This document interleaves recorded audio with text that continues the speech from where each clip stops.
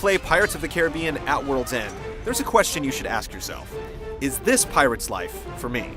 We'll lay out the details of the rowdy beat-em-up that bears the name of the third film, but it's up to you to decide whether or not you feel like taking the plunge.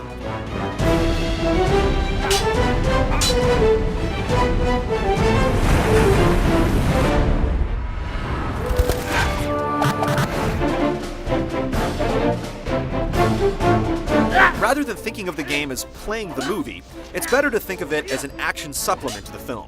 Tiny chunks of plot really serve to anchor the action, but the cutscenes don't really mesh into a story that you can follow or enjoy. But odds are, you've seen the movies and already have your sea bearings, in which case, you're here to enjoy some swashbuckling, knife-throwing, cannon-firing pirate brawling. And if so, you're in luck, because here, there be brawling. And little else.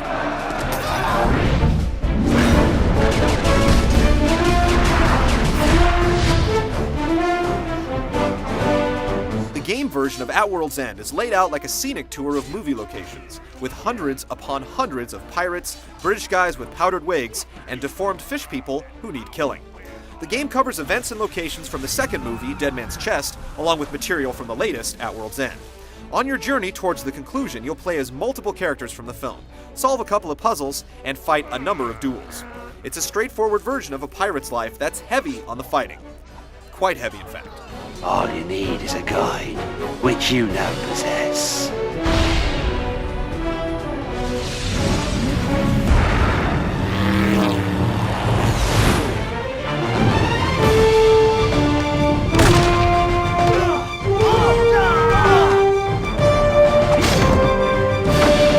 From the moment you start the game, you'll find yourself knee-deep in cutthroat combat, taking the occasional break to pull levers or shimmy along ledges. Most of the time, you'll be crossing swords, which is good because the fist fights in the game aren't very enjoyable. Not that your fists don't come in handy. Mixing up your parries and thrusts with a good stiff punch or a sturdy toss is the key to successful swashbuckling. You'll want to keep your eye on your enemies at all times. Red circles will appear under targets signaling a powerful attack will be coming your way.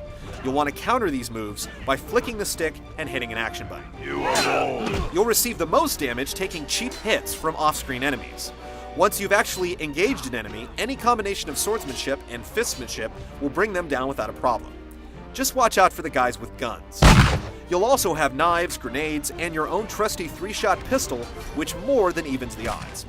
As Jack, you can perform a Jackanism, whatever that is, using the power of voodoo heads to vanquish foes in a puff of green smoke, and reap their souls with a slash of your glowing sword. Yeah, that's not in the movie. And they keep trying to stretch the boundaries and limits of what's even possible to do. Oftentimes, multiple main characters will be involved in a scuffle, and you're in charge of everyone. It's nice to have friends fighting alongside you, and you can switch to your favorite character from the movie, if you have one, but it's disappointing that every character shares the same exact swashbuckling style. Everyone does have their own unique finishing moves, but the only real incentive to switch between characters during a fight is to keep the computer from getting itself killed. The problem is that not getting killed isn't much of a reward. You really have to enjoy the fighting on a very basic level to enjoy the game the whole way through. Fortunately, the game does have competent non-fighting moments where you'll solve a simple puzzle or do a bit of running and jumping to get to the next area. And some of the environments are gorgeous enough that you won't mind doing a bit of exploring. However, it's not always clear what you're supposed to do to make progress. When you need to hit a switch, talk to an important person, or climb a ship's rigging, you'll need to stand in exactly the right spot at exactly the right angle before you can be told you can do it, which can result in your standing around like an idiot, hardly behavior that's becoming of a pirate. Agreed. And I don't agree. There is one more aspect to the game, although it's still technically fighting.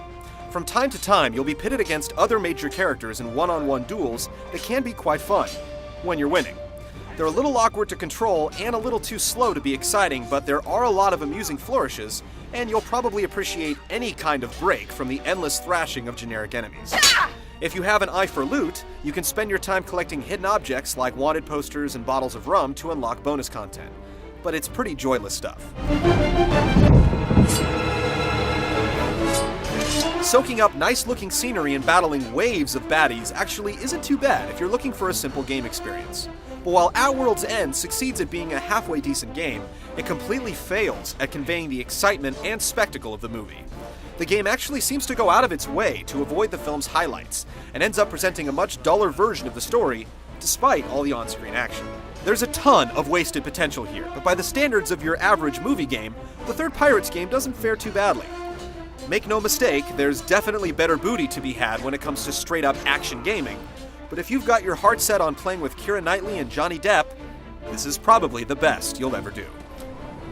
Well, it looks steady to me. What?